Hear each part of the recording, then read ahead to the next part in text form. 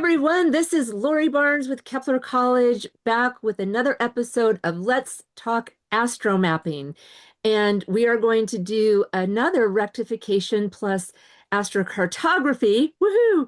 And so we're welcoming back Cindy McKean and Carol Tebbs, both faculty members of Kepler College, and they're going to share their research on the birth time of Cat Stevens. So I'm super excited to hear about this. I'm a big fan of his music, and I know he goes by a different name. So I will turn it over to Carol and Cindy. We're going to have Carol first present on her rectification style, and then Cindy's going to bring in some astrocartography. So take it away, Carol.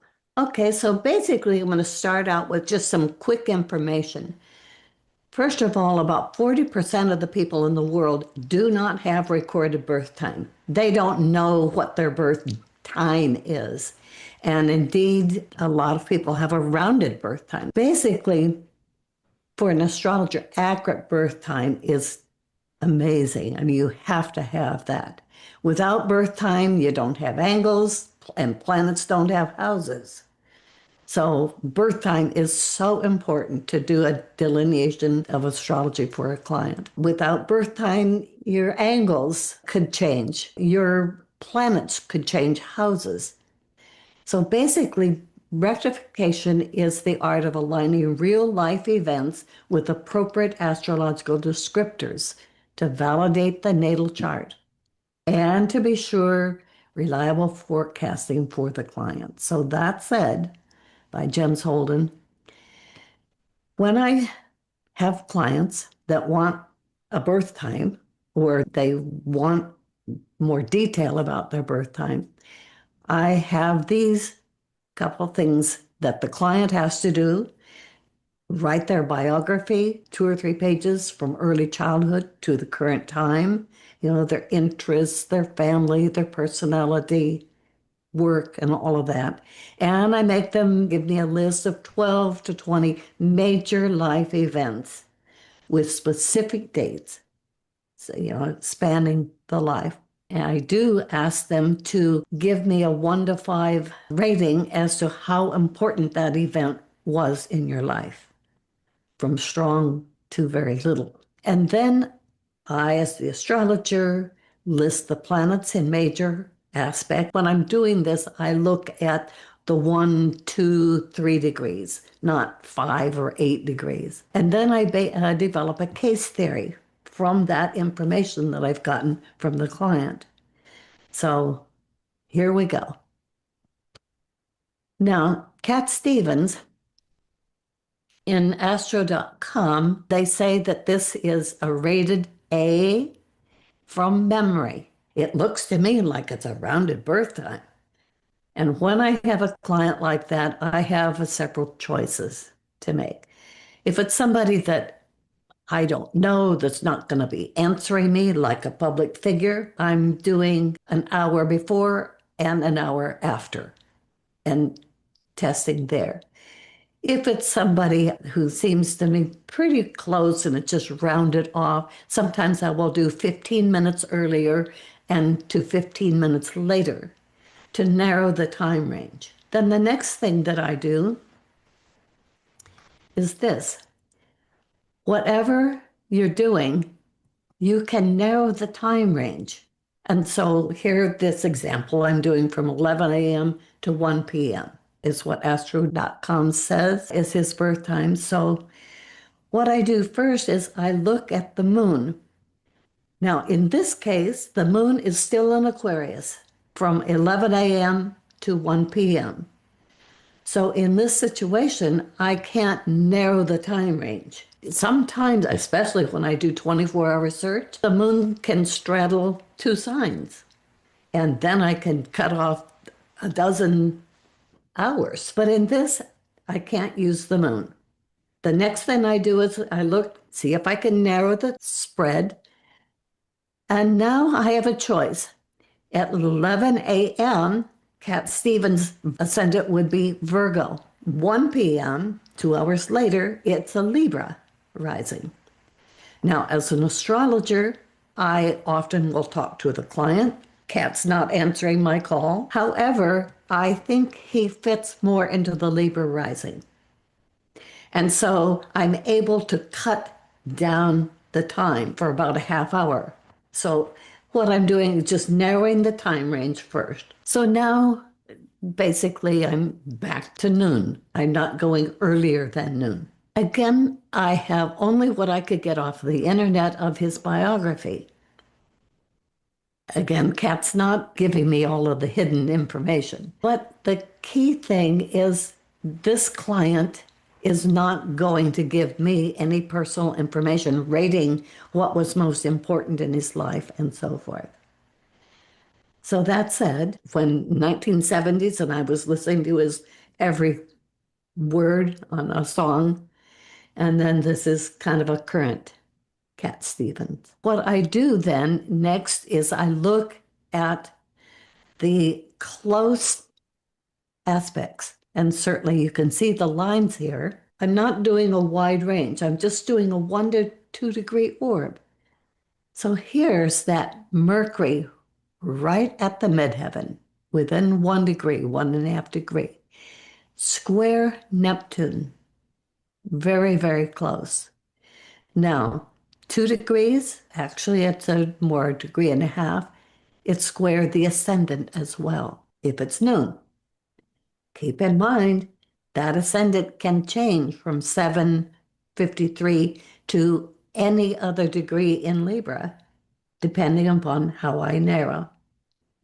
So this is what I do. I make a list of what are in close aspects. So I know sometimes there are 3 or 4 planets that are at the same degree of different signs. And so that's a configuration. If a configuration is there, anything that comes to conjunct Mercury, it's going to be sextile and trine the nodes. So that comes as a team. So now here I'm getting an in-depth biography. These are the things that I put out, and I'm going to go to this. The reason that I put this slide in, if you notice of what I could find in his biography, I chose July because it's the middle of the year, but parents divorced. All the information I got was 1956. That doesn't give me any specific date. When he first published his first album, it was in 1965. I don't know what date. When he was near death with tuberculosis, 1968, but it's in anything that I saw, it didn't give me a date. And so now in the 12 events that I have for Cat Stevens, I have 6 that have a specific date. So if you're doing rectification, make your client give you as specific information as they can. And then you deal with what's there. So that said, I'm going to take a look here. Once I've tested those things, I try it in the software. Again, software doesn't know the person's biography.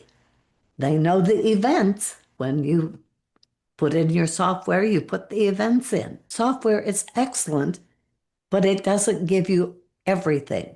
Sometimes I will take the top chart here. 1208 is what I've come up with. This line here. The software told me that 11 a.m. works. And I didn't like 11 a.m. because it didn't fit the ascendant that fits his biography. I often will override the software and pick the second or the third or the fourth choice. So a good astrologer is better than any software, trust me. So that said, once I narrowed the time range, now I can start testing events like you saw in the previous slide, but here's a couple of tastes of what we found. When he converted to Islam, and I only am using the 7 that I have specific times. Now, when he converted to Islam, look what's there. Now, Pluto hasn't moved very much forever, but the midheaven is square the lunar nodes. So he had to make a major life change. I mean, he had a great following, made a lot of money, but he wasn't happy with that anymore. He didn't want that anymore. And so that square fits the description. But the lovely things that he got from it, look at the Uranus by secondary progression, it's only moved 1 degree, but look where it's hitting to his moon. Here is the secondary moon that is going to Uranus. And you say, yes. He left USA, ninth house. He moved back to London, but then he married soon after. And Cindy is going to fill that in AstroMapping for us. But here you can see the blessings that he got. Here's Jupiter now. It's retrograde, but it's still there. So basically, just quickly going through marriage. So look at these beautiful aspects here. The ascendant, secondary progressed ascendant is trine Mercury, and he married a foreigner. He was born in London, but look like the solar secondary progression midheaven coming up right on sextile Neptune there, and sextile the ascendant. So there's a lot of blessings there. And look at that. The ascendant is now across the lunar nodes with Neptune there as well. So the lunar nodes are always opposite. So I don't make a big deal about that. And if one is activated, so's the other. They give us more information.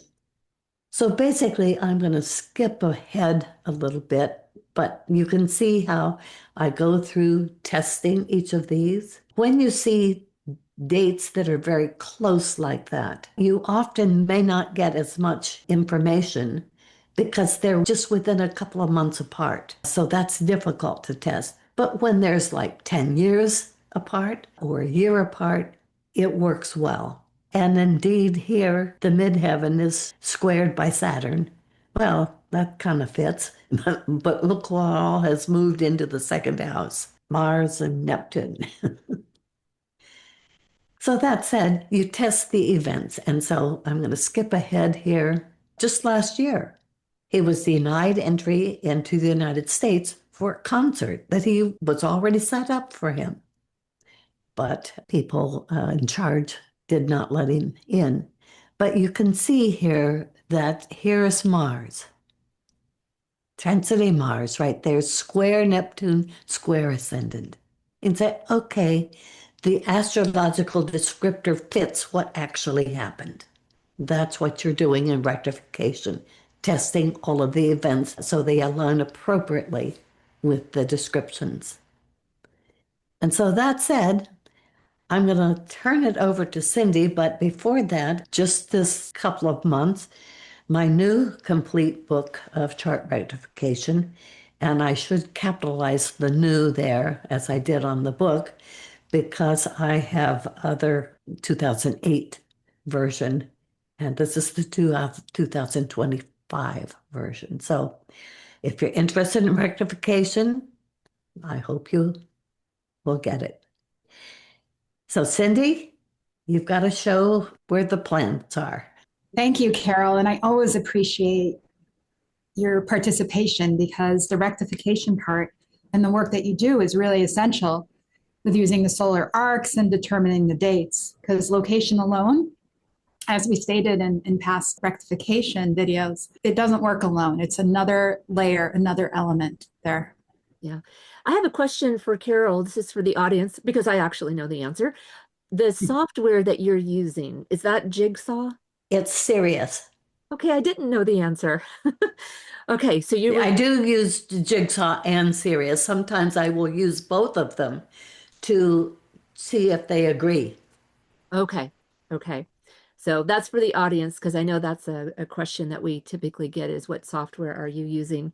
And then just in case some of our audience members are fairly new to rectification, when you said you can shave up to 12 hours, when looking at the moon. So if the moon changes signs on the birthday, and you're looking at the moon to try to shave off time, how do you work with the client? Are you asking them questions and then you kind of agree that you think it's this moon sign or that moon sign? Yes, that's why you have to get a lot of good information from the client. And sometimes I will call the client and say, I need more. Yeah, yeah.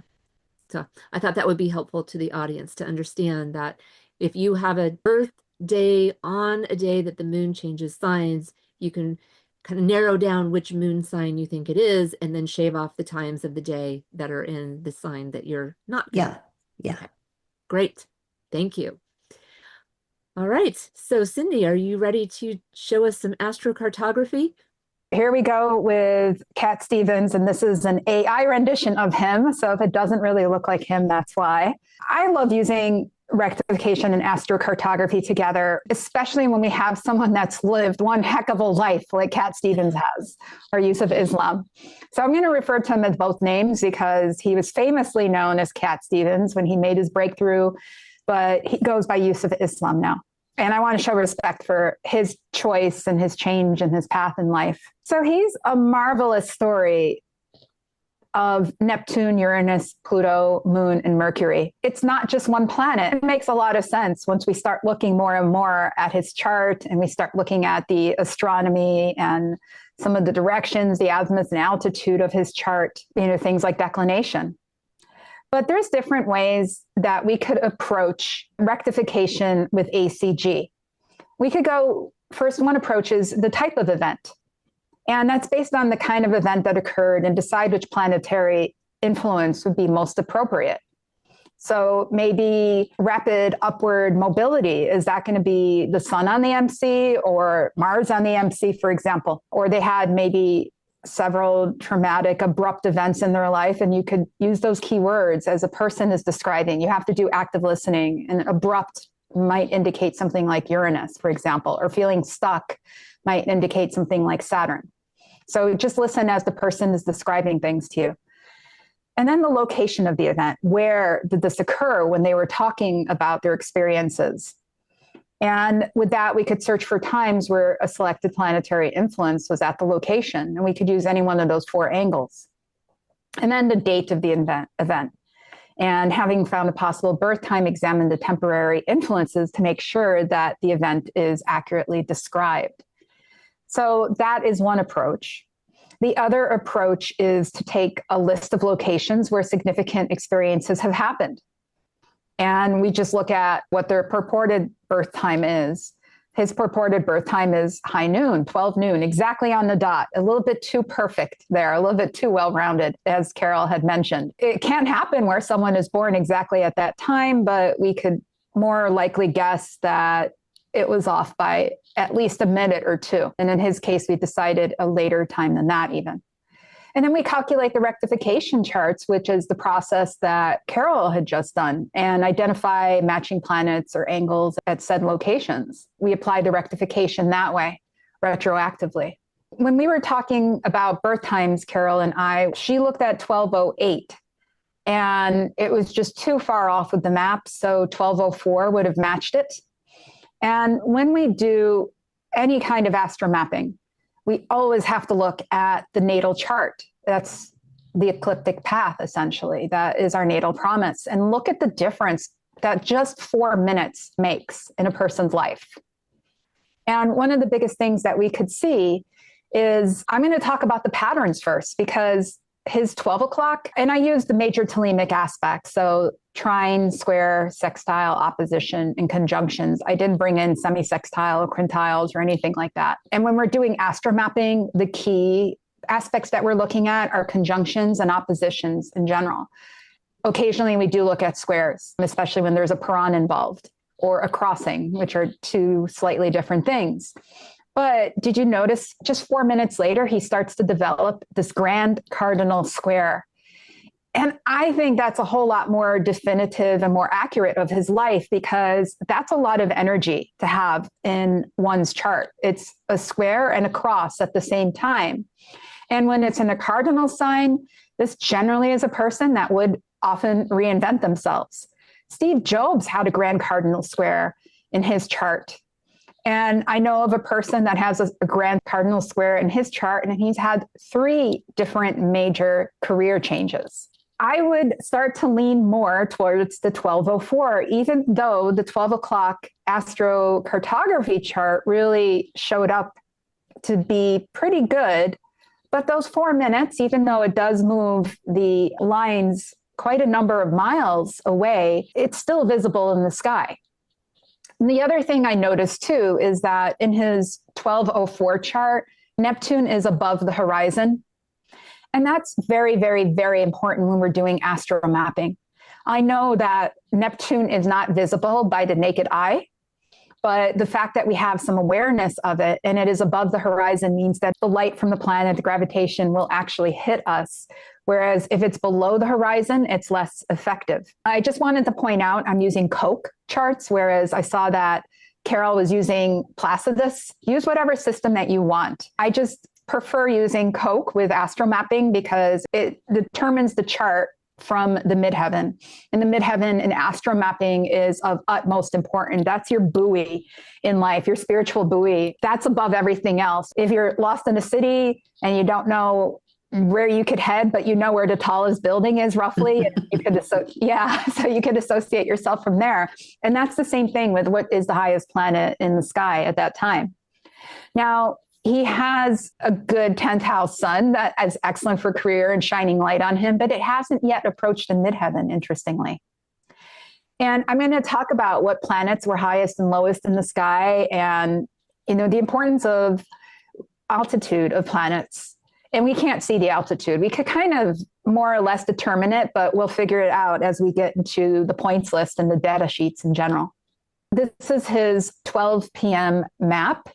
And this does look fairly accurate with where he was born, but I don't like the fact that Neptune is below the horizon there. It hasn't yet reached him. When we get to his 1204 chart, it does put Neptune right on the horizon there. How do we know that? Well, if we look at his 12 o'clock chart, this is his points list. And what I tend to do is I arrange it from lowest to highest in the sky. You could do it any way you want. You could arrange it with your azimuth of what's closest to 0 to 360. But what we could see here, the lowest planet in his sky is the moon. It wasn't quite on the IC, but we're going to talk about that in a little bit about why it plays an important role. And one of them is that he has this out of bounds moon. Someone has an out of bounds moon with a grand cardinal square, he's going to do what he wants. They come kit and caboodle together. It does help to explain a lot of his departure. People generally don't want to walk away from that kind of life of fame that he's achieved, and the status that he's achieved, especially that he wasn't born with the silver spoon in his mouth. We could also look at something super important to the ancients. And if we look at Neptune, it was the closest to the horizon that was visible above the horizon. Okay, what was available with that dome above your head that you could see played a very important role. And we could kind of see that in his natal chart there. Sorry, with all the circles, it carried over. But we could also see that in his local space chart, where Neptune is so close to the ascendant. And ascendant is not the horizon. There is a point where the ecliptic and the horizon meet, and that defines the ascendant. But we could see from these charts that Neptune is above the horizon there too. Now, getting back to this, where the circles belong, the other thing we're going to start to look at is really what was the highest planet in the sky at the time that he was born. And even though the sun would have been the shiniest and the most all-encompassing because it's the biggest and brightest luminary in the sky, we are going to see that it was actually Mercury. And if I move this slide over, though, to his 12:04 p.m. chart, because we do see that Uranus is very important and how these two play off of each other. I'll move over to the 12:04. Hopefully I have it lined up correctly, more or less. We could see that Uranus and Mercury were on the same altitude. So even though they're at a different azimuth, and I'll display that in a second, they are talking with each other. Now, Uranus is already known as a planet that's a disruptor to begin with, But when he's talking and so close to Mercury, and he's out of bounds himself, even in his declination, we know that there's going to be some knockoff effect. And it's kind of interesting when you see that start to work more in his chart, wherever Uranus is. There's some kind of disruptor in his tragedies, which is really good. That means he gets parachuted away from his tragedies with Uranus quite a bit. And again, I would still love to highlight how magical it is to have a Neptune like that so close to the ascendant. That's going to bring in his spirituality. It's going to bring in his path, his journey, his odyssey to always wanting that type of spiritual ascendance. Furthermore, it's going to bring that type of music and musicality to him. And we can't forget, he spreads a lot of messages. So we definitely have to consider that Mercury and how he's able to relay messages. Yes, we have to remember that the biggest body in the sky is still pretty high up there. And then we have to look at some of the lowest planets in his chart. So that was the moon. That's an emotional drive, especially that it is an out of bounds moon. And speaking of out of bounds, we cannot forget about Pluto either. This is a dude that's going to depart and do what he wants, period. And even though there's indications of strife in his life, there's also indications of a lot of blessings. And we could see that with, the sun is at plus 56 altitude. And if we look at the opposite correspondence, the Jupiter is at 55 degrees. So it's almost 180 degrees away. That means that there is still some kind of conversation going on there. This is part of the 3D astrology that I'm talking about that we have to be a little bit more aware of. And with that, we could actually see other aspects that were visible from his horizon, his azimuth rather, at the time that he was born. Mercury and Uranus are in conversation together. Well, this was the altitude and azimuth. So the azimuth was 889 degrees and 59 degrees roughly in altitude for Mercury. In other words, at the same altitude that Uranus was. These were the two highest planets in the sky. They're both going to have blessings and a mixed life for him.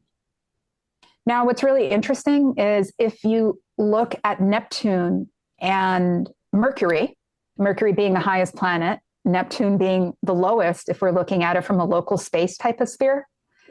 Well, when we mix those two planets together, we often get somebody with a very good ear for music or someone that's multi-talented with sound. You know who also had some kind of nice aspect like that in his chart? With Paul McCartney. And he was known for having an excellent ear. You could see with Cat Stevens, what's really interesting too, is that he always had some kind of sadness that came with him. And that came with his spiritual strife. I think that Neptune could have been a damp cloth on his life in some ways, but he also had Mars that was in the picture there. And we mix Mars with Neptune. What do we get? We get even more vapor. So we have to consider mixing these ideas together and mixing the whole story of somebody. I have a timeline, one that I made as a list and one as I made as a timeline. So we know he was born in London. He had a near-death experience of tuberculosis there too when he was young. And he also later on, near the coast of California, he had a near-death experience. And this is when he called out to God because he didn't want to die. And if God saved him, he was going to have a spiritual reckoning. He was going to find his way to God in one way or another. What's really interesting is if we look at his ACG map and we could zoom in on the area of London, he had Mercury and Neptune there.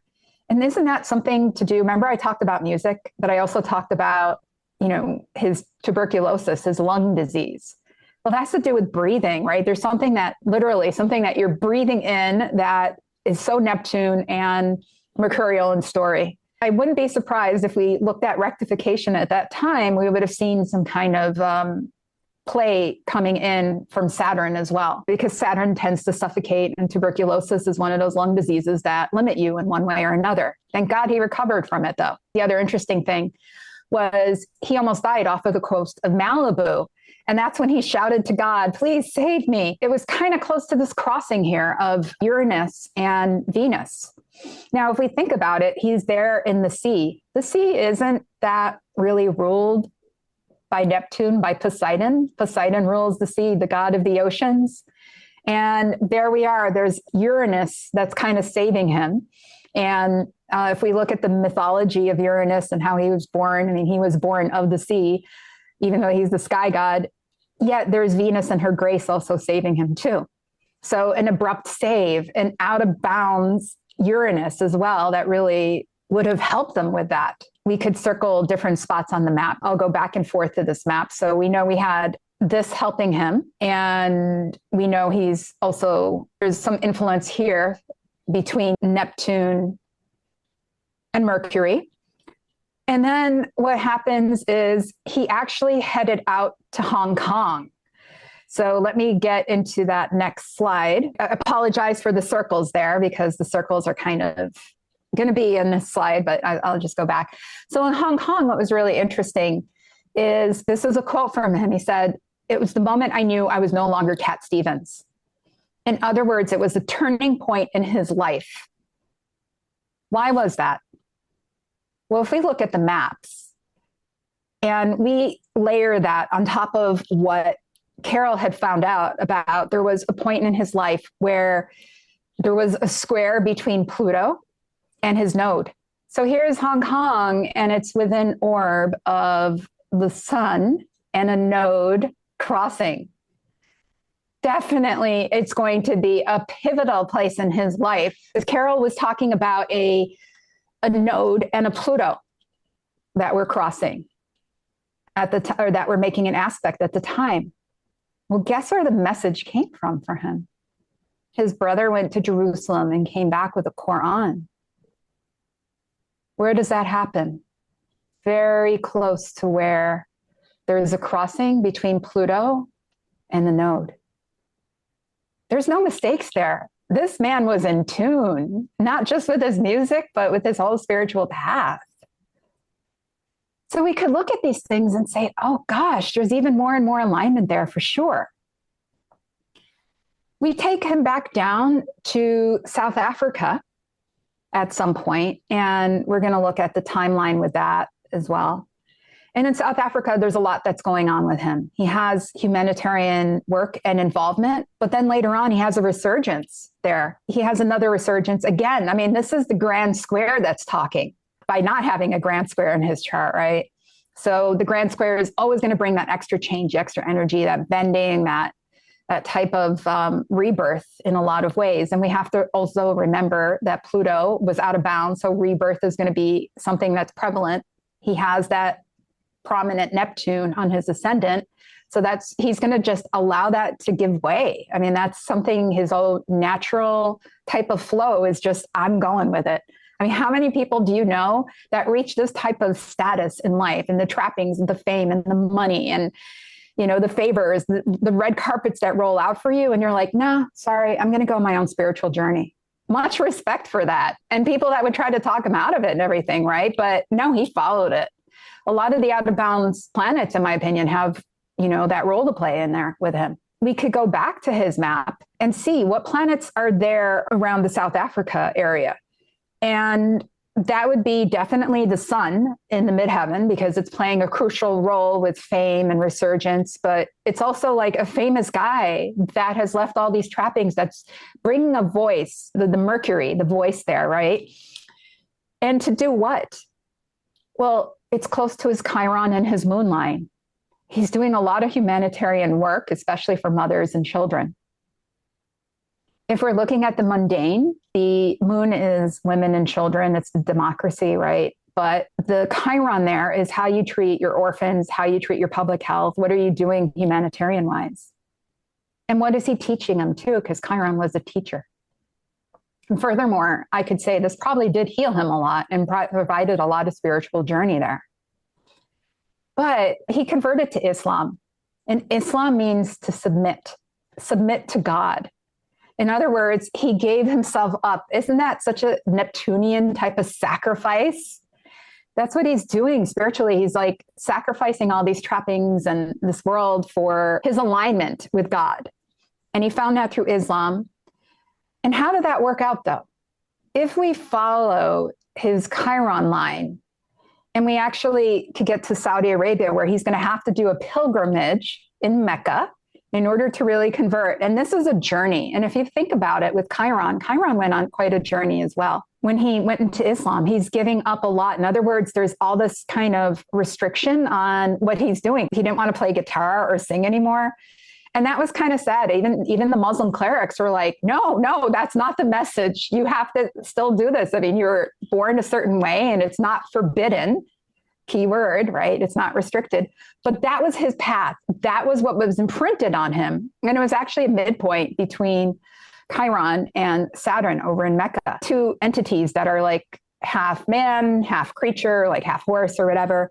And he's there half in this world, half in spirituality. And he's trying to do his best to get into more of that spiritual alignment again, spiritual orientation. So we'll circle in the map this area of the world to indicate that. And what's also interesting is he met his wife. She's Turkish, as far as I know. So she's Levant, and she comes from this area over here nearby Istanbul. And that would have been between his moon and his Pluto. It's the moon, it's the woman, it's the mother. I mean, she gave him a lot of children. I think she gave him 5 children. I believe one of them might have passed away, but she's fulfilling that need in him. And on top of that, it helps to reinforce his Islam, because Turkish people, most of them, the great majority, are Muslim. And she's, of course, Muslim. He's going to, convert to Islam, and it's expected he's probably going to marry someone Muslim. I mean, so that helps to reinforce the religious conversion there. He did go back to England at some point, and he created what? Schools of teaching religious spirituality. And doesn't that go back to the other sides and other facets of Mercury and Neptune? This man is living quite a life in alignment. You read it and you're like, man, this is a storybook. Like this is stuff that no wonder he's so famous, not just because his music is great. And another thing that is really interesting was he also had a resurgence nearby Rio de Janeiro in Brazil. And over there, what happened was his career had a nice bump. Now, it's interesting because it's Pluto and Saturn, and you would think death and death, right? But I would think what was going on with his out of bounds, and the fact that I don't think he actually went there to have a resurgence. He just went there to play his music, to do what he was normally doing after he's already had his conversion into this restriction of Saturn. In other words, this is just another facet of Saturn that he was sharing. And Pluto is what really came, the out of bounds Pluto, and really changed that, whether he was going to like it or not. So we have a lot of interesting and fascinating stories that span the world, and we didn't even cover everything. And there's one more thing, was he has this Pluto line that's going nearby the Washington, D.C. area. And that is one of the things that we have, that he was banned from entering the USA.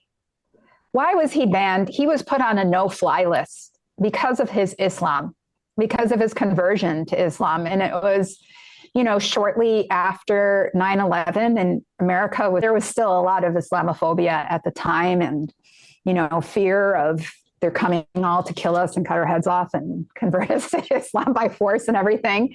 It was kind of a power play in some ways. And luckily that was resolved. They said it was a mistake. We don't know. We'll just go with what the official word is and agree with it. So I also kind of randomly put it on a timeline. Let me clear off what I've done here. Tying up, in London, UK, he has Neptune and Mercury, and that's where he has his lung disease, but he's also a musician, and he also has a spiritual school. In Malibu, he nearly died. He had a religious revelation. He was actually saved by what he feels is the grace of God. And I'm not going to argue. I think it's nice that someone feels that way. Jerusalem, where his brother brought him a Quran, and there was Pluto, and North Node that was also involved in that. And Carol reinforced that with looking at the rectification. Mecca, it's a religious pilgrimage, and there's restriction that comes, but there's also Chiron, where he's feeling some more peace finally. The USA, where he's banned from reentry, that was the Pluto line. Sorry, this is part 2. It looks the same with the colors, Turkey, Moon, and Pluto, so that's reinforcement of the change, the moon that brings him that maternal aspect of, children and everything through her. I think he currently resides in the UAE. He has no lines there, but interestingly, Venus and Uranus, a Puran that crosses there once a day. So I think this plays a role, and I'll get back to that in a second, because he unexpectedly came back into the spotlight.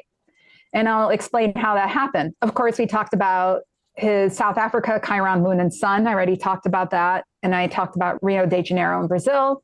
And in Hong Kong, that threshold moment, that bridge between Cat and Yusuf. And that was a sun and node crossing, a beautiful, beautiful place to be. These are guaranteed. When you have sun and nodes, moon and node, or sun and moon crossing, it's definitely going to be absolutely a life-changing thing, whether you like it or not. So be aware, everybody, if you are not intending any major change and you visit areas like that, there is going to be something there that changes your life. The whole Venus-Uranus Puran is a little interesting, because the way he came back into resurgence or back into the spotlight was that one of his sons took his guitar behind his back and he started learning and playing the guitar.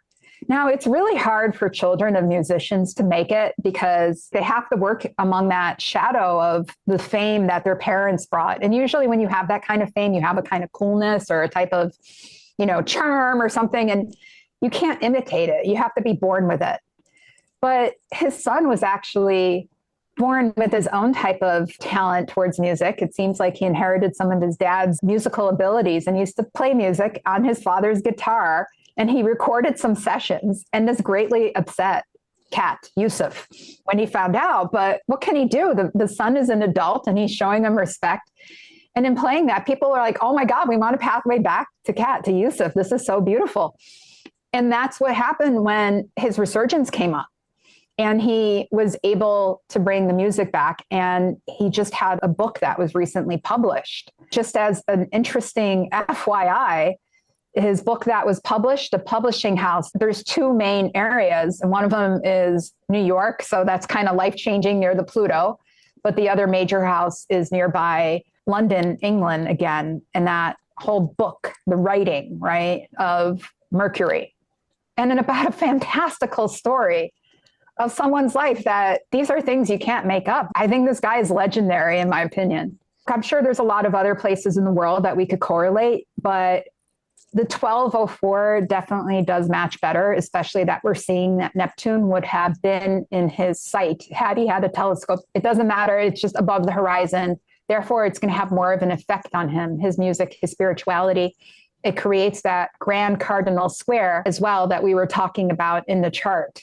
One last thing I wanted to mention is that he did not have any planets that were on cardinal directions. If he did, like that was either close to the 0 or 360, in other words, due north, or 90 degrees due east, 180 degrees due south, or 270 due west. And it has to be a tight orb within 2 degrees. So Carol works with tight degrees too. When we're doing rectification, you can't go loosey-goosey. We have to go tight because, we only have a minute at a time. I think I pointed it out really, really well, these two charts, to show just how 4 minutes makes this much of a major difference. And actually, it would be more strong if we did 8 minutes, but it wouldn't have matched up with the ACG. And this one, the final one, is the 12 o'clock local space versus the 1204 local space. And really what I wanted to show you here more than anything is that the Neptune is closer to the ascendant in the 1204, which makes it even more powerful. The tighter it is, the better it's going to be. And we also could see that Mars is also a lot tighter with the ascendant as well. This chart, by the way, the local space chart, only shows us the azimuth. There are some local space charts that could also show altitude, and yet others that could show compass aspects or local aspects, which would give us even more dimension. I don't have that here because we have such rich qualifications from what we've seen on his point list and what we've seen in his chart, what was reinforced in his map, and of course, everything that Carol has shared with us too. Most of all, because Neptune, according to the AstroMapping perspective, is very, very, very strong, being so tight, coming in the easterly direction, but the tightest, the closest in altitude to the horizon as it was coming up. If we look at ancient times, they would reckon facing east, and left was north, right was south. What's very interesting is that they would reckon east because that is where the planets would rise. That's what's coming towards them. That's where the light starts to shine. That's where it illuminates and starts to bring some kind of clarification towards you. And because you know how left wasn't as great as right, so they would go and reckon from east down to south, then to west, and then to north.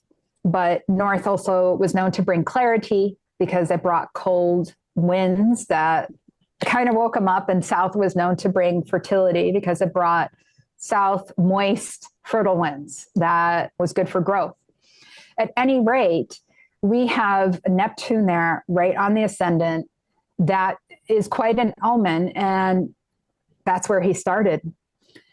I think that's a very definitive point. It's the hub of dreams. I mean, who could have imagined achieving such greatness in life?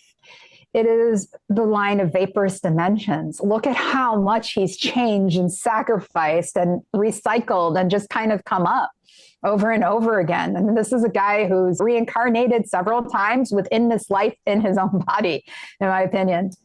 And Neptune, most of all, could take you beyond the imagination, beyond what you could ever imagine. That's what Neptune does if you use it correctly. If you don't use it correctly, I mean, this could have been the story of a guy who had a lot of talent that fell to a bottle and drugs and then tragically, left a lot of broken hearts or whatever. But thank God he used it in a more positive way. So you were talking about there's Chiron and Saturn crossing, and it seemed like that was fairly close to where he started learning, because he decided to convert, but I imagine that there was a period of time where he had to study and learn. And I was just thinking that Saturn Chiron would make sense. Do you know if that's where he invested a lot of time studying the religion? That's where he did his pilgrimage. Yeah. And it wasn't a crossing. He was at a midpoint, actually. Oh, wow. Yeah. It's pretty powerful. It's close to a crossing, but it's more his midpoint. I think the crossing, though, does play a role as a Paran in one way, because it was on its way to Jerusalem. Mm-hmm. So a lot of that plays. I mean, we have this crossing of his Pluto and his node, and then another crossing of Saturn and Chiron, but then the midpoint of Saturn and Chiron. And if we follow that Saturn all the way down, he did more of his studying down in South Africa when it came to his Islam. And why? Because it spoke to his emotions, his moon. We could actually start to kind of catch all of this, and maybe even the node in there of how it check, check, check, check. It hits all these boxes with him. I was thinking the Chiron is, the wounded healer, but also the servant teacher. There's that, trying to think of what people say, like in businesses where I'm like the servant leader. When you have somebody at a CEO or something has that particular kind of approach where they're the servant leader. Business is not the same as religion, but I see him as this kind of servant leader because he was famous. So people are looking at him and would probably take notice or listen to him because he's famous, or they like his music. So he took the Saturn, the discipline, and the dogma too. I see Saturn as the dogma of the religion, and then the Chiron as the learning and the servant leader, I should say, all coming from that Middle East. But I can also see where you're talking about the moon in Cape Town. It's really interesting. Chiron does take him down to Cape Town, and that's very close to this crossing over here, right? We could see that there is a crossing of his moon and his Chiron. So he's emotionally driven to do this. And it's so unusual, right? That out of bounds moon to do it. And he's like, I'm doing it anyway. Mm-hmm. That's my spiritual journey. So that's where he actually started to teach. And of course, they recognize his fame there. But that's where he's teaching. So there is the beginning of his schooling. Now, if we're looking at Saudi Arabia and Saturn, let's take a look at that, because think about it. It has a black cube there. That's where Mecca is. Now, black and the cube, that is so Saturn. Those are absolute 100% Saturnian elements. If you take a cube, actually I have a black cube right here, and you look at it this way, it's a hexagon. And that hexagon is what you would find at the pole of Saturn, of all things. And what does Saturn have? It has rings, and that ring represents restriction. Well, when you go on a pilgrimage to Mecca to do the circumambulation around the rock, it's a burial place of Muhammad, a messenger of Islam, but it was built around a meteorite, as a matter of fact. So there is some celestial importance there. However, when people go there, guess what? It's a very hot place. It's a desert. You're going to want to wear comfortable clothes, but they strip themselves of all their clothes and everybody wears a plain white cloth around them as they're circumambulating. And there's a lot of restriction there in that you have to walk between these two hills 7 times. 7 is a Saturn number as well.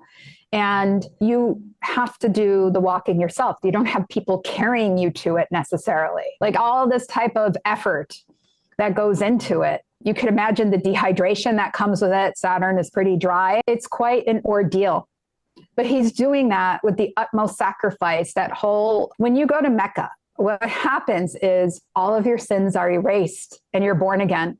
If we look at the story of Chiron, what did he do? He actually sacrificed his life. He gave up his immortality so he could be living the life of someone that would be able to die because of all the pain he had. It was removing his pain, in other words. It's so literal what he's doing by going to Mecca. Then don't forget, he did take some of that and go back to England with the schooling and more schools. And I don't know, this guy just fascinates me, honestly, when I'm looking at it deeper and deeper. I mean, I'm sure we could find other places in the world that were also threshold places, but just looking at some of these keys here, it's whoa.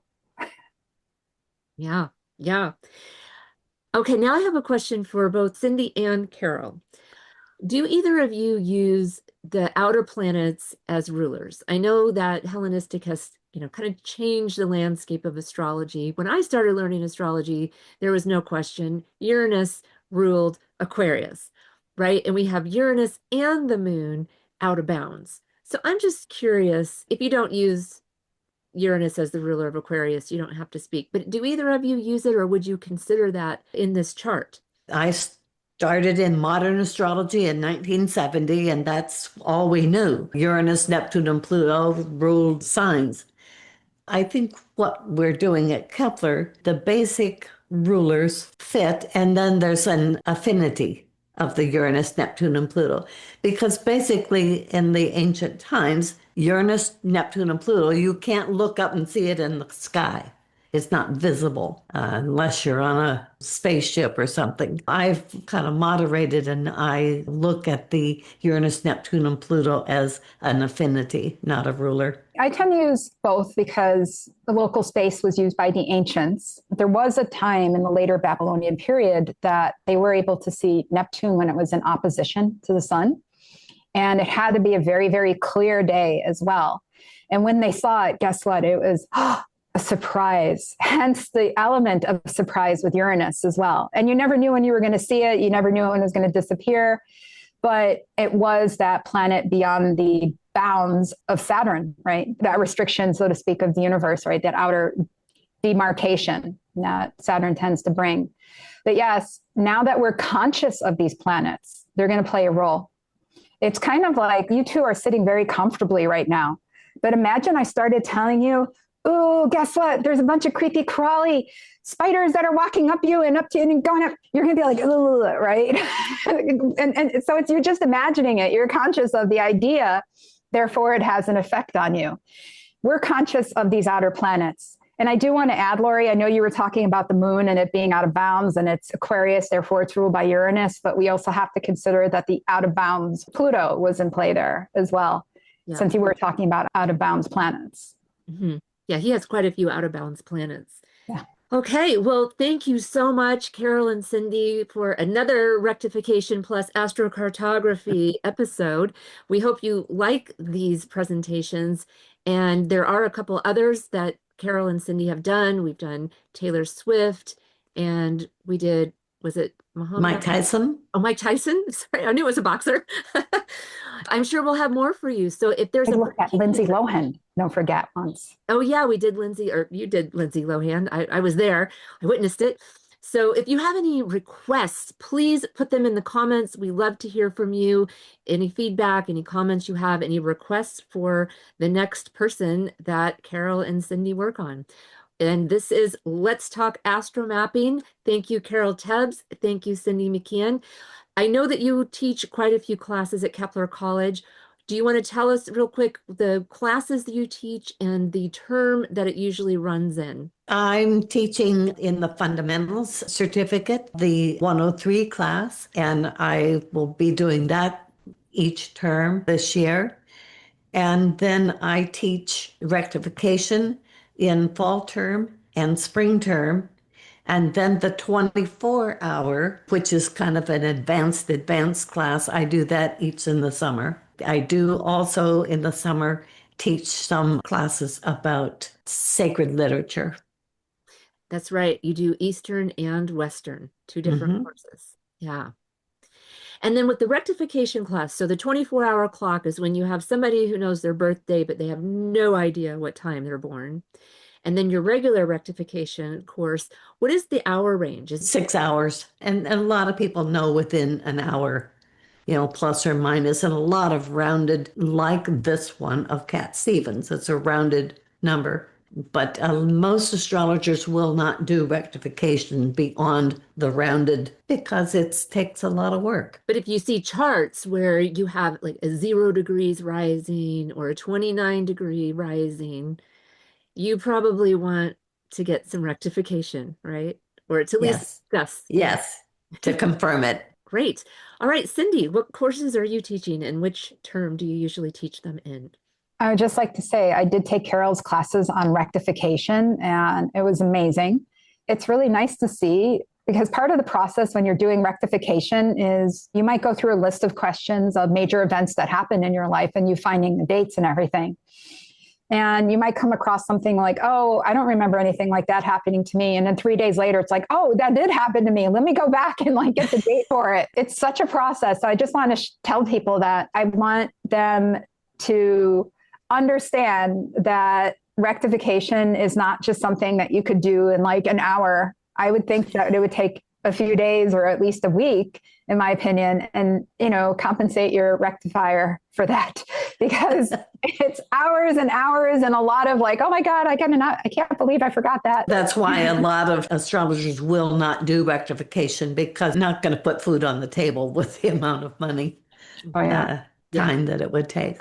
And most people don't want to spend the hundreds and hundreds in order to compensate all those hours somebody does put into it. But I do know people that have invested in it and it's totally changed their lives. It's healed them because they discovered there's nothing wrong with me. This actually is the way I was born after all. And I've taken Carol's classes with sacred literature, East and West. And look, it involves history. And who are we without knowing our history? We're bound to repeat it.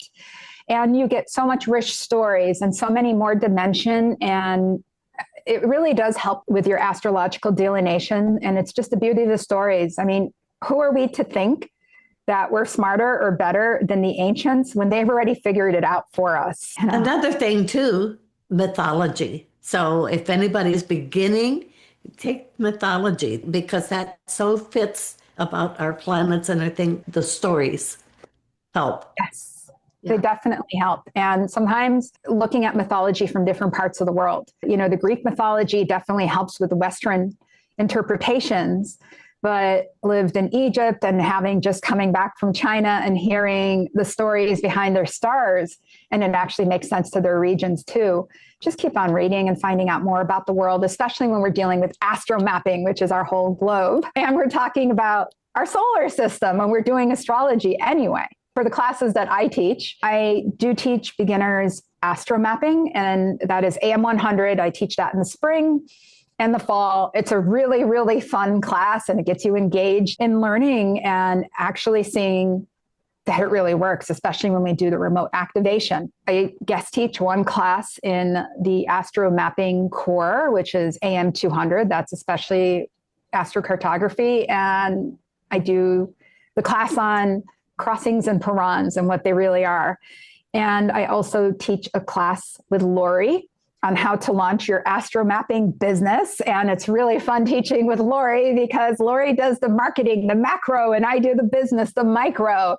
And it's really cool because people hear both sides of the story of how we could talk about it in theory and how it actually does play out. And that there's more than one way to skin a cat. And very, very, very, very exciting teaching the astronomy of astromapping, because it's not like the astronomy of astrology, which is the big picture, and you should take it in order to learn more about their universe. But how do we derive these lines according to our horizontal coordinate system versus using our equatorial coordinate system? And how do you reckon that with our charts, which is the ecliptic coordinate system? And it just seems like there's so much, but you know what? That's the world that we live in. We live in a 3D world. So we're aiming for a 3D astrology diploma down the line. But once you learn the astronomy of it and how it works, it's inherent. It just all of a sudden starts to make sense, especially when we're looking at like, what house system should we use with the maps? Well, it doesn't matter because one is using the ecliptic and the other one's using the equator when we're talking about astrocartography, and the other one yet is using the horizontal when we're talking about local space that has nothing to do with the other two. So fascinating. I think I teach other classes, but those are the major ones that I put my thumbprint on for now. Yeah. It is fascinating. And I think people don't always understand when we're first talking about how we're using different coordinate systems. And we know that when they say, what house system is the best to use with it? Well, anyone you'd like, actually, as long as there's angles.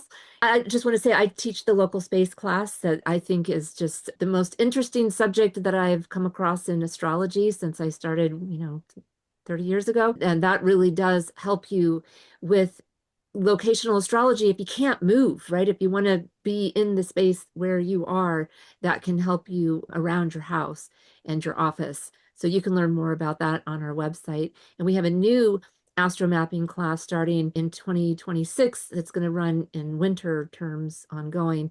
And that's the astropsychology of the planet. So really kind of digging in and learning more about how do you talk about these planets with people, or how do you understand deeper into how that planet might manifest based on the natal promise. And I'm going to be teaching that. So just wanted to mention those two classes.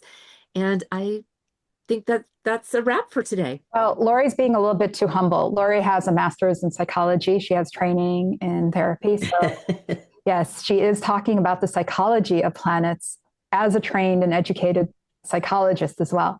So you're really learning from a pro and someone that's very humble. And as far as Carol is an OG, an original gangsta. And if you've been doing astrology for over 50 years, that's quite a cachet of knowledge, especially teaching is the best way to learn. So imagine all this knowledge. You really should gather the benefit while you still can. And then I bring my fire and my passion. Well, Cindy's a phenomenal teacher. I've taken all of her courses. She's my mentor and teacher and my friend and my co-teacher. So I can't recommend more any classes in the astromapping program. I mean, getting the opportunity to learn with Carol is a fantastic thing to do. So I hope that you join us at Kepler College in any course. And of course, you can always find us on KeplerCollege.org. Thank you, everyone. Bye.